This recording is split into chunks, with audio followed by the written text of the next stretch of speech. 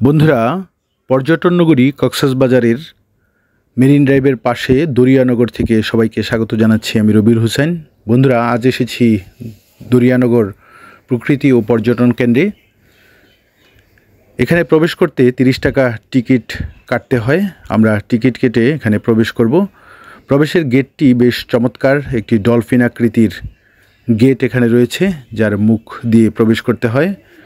আমরা প্রবেশ করে ভেতরে যাচ্ছি।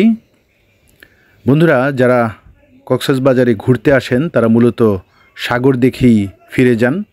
সাগরের পাশাপাশি এখানে বেশ কিছু আকর্ষণীয় পর্যটন স্পট রয়েছে। তেমনই একটি স্পট হচ্ছে এই দরিয়ানগর। আপনাদেরকে আজ সেই আকর্ষণীয় একটি স্পট দেখানোর জন্য এখানে নিয়ে এসেছি। বন্ধুরা, দরিয়ানগর আসলে পাহাড় ঘেরা একটি এলাকা। এক পাশে পাহাড়, অপর দিকে সমুদ্র। বেশ চমৎকার একটি ভিউ এখানে রয়েছে। পাহাড়ের চূড়ায় দাঁড়িয়ে সেই অবারিত সমুদ্রের সৌন্দর্য এখানে উপভোগ করা যায়। পাশাপাশি যে বিষয়টি সবচেয়ে বেশি আকর্ষণীয় সেটি হচ্ছে এখানে একটি গিরিপথ রয়েছে, অর্থাৎ দুই দিকে দুটি পাহাড়, মাঝখান দিয়ে সরু একটি রাস্তা। বর্ষা মৌসুমে এই গিরিপথ বেয়ে পানি নেমে আসে, অর্থাৎ যেটিকে বলা হয় ঝিরি। আমরা সেখানেই যাচ্ছি। এখানে উঁচু নিচু পথ পেরিয়ে সেখানে যেতে হয়। দেখতে পাচ্ছেন আমরা পাহাড়ের কোল ঘেঁষে সেখানে যাচ্ছি। এই গিরিপথটি দুই দিকে বিভক্ত, অর্থাৎ ডান দিক এবং বাঁ দিক। মাঝখানে একটি সেতু রয়েছে, এই সেতু পেরিয়েই যেতে হয়। বর্ষা মৌসুমে এখান দিয়ে পানি প্রবাহিত হওয়ার কারণেই এই সেতুটি নির্মাণ করা হয়েছে এখানে।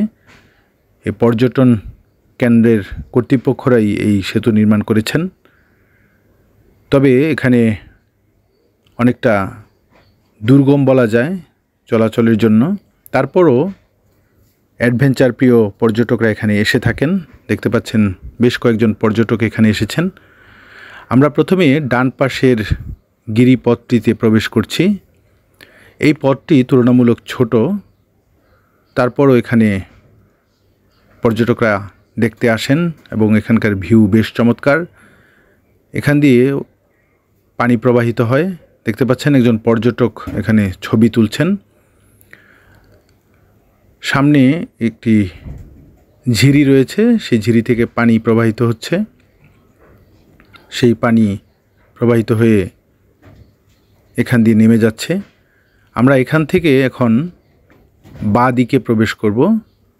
বাঁ দিকের ভিউটি আরও বেশ চমৎকার এবং অনেকটা ভয়ঙ্কর বলা যায়।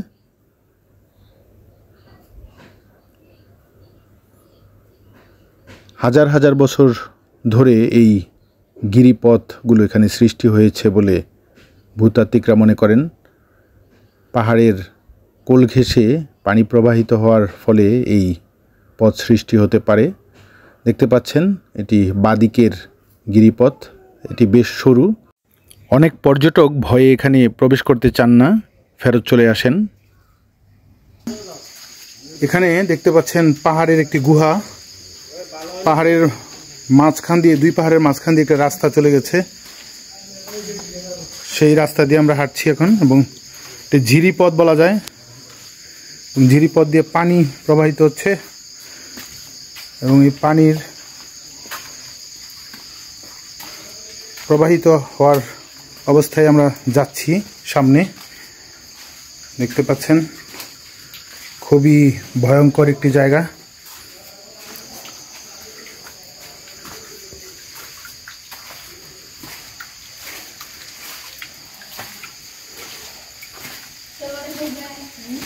এখানে পর্যটকরা ঘুরতে আসেন এবং খুব অ্যাডভেঞ্চারপূর্ণ একটি জায়গা।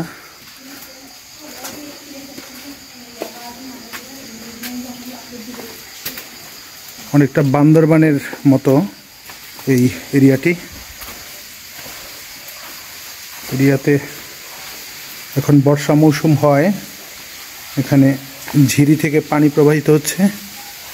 শীতের সময় এগুলো শুকনা থাকে অনেকটা।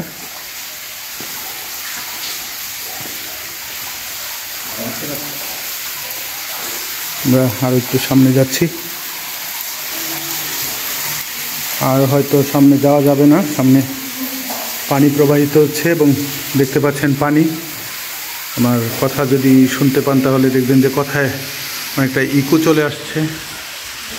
বন্ধুরা, উপরে একটু ফাঁকা রয়েছে যেখান দিয়ে সূর্যের আলো এখানে পড়ে, আর সব দিক থেকে বন্ধ রয়েছে এবং পাহাড়ের গা বেয়ে দেখতে পাচ্ছেন পানি নিচে পড়ছে এবং নিচে পানি জমাটবদ্ধ অবস্থা রয়েছে, যার জন্য একটু সামনে যেতে চেয়েও যেতে পারিনি।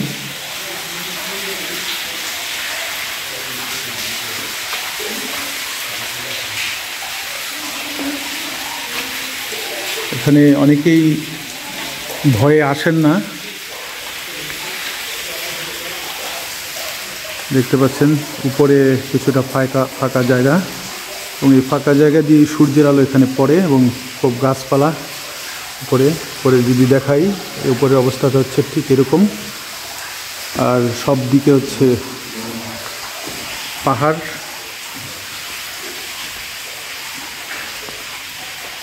দেখতে পাচ্ছেন, আমি উপরের অংশগুলো দেখাচ্ছি।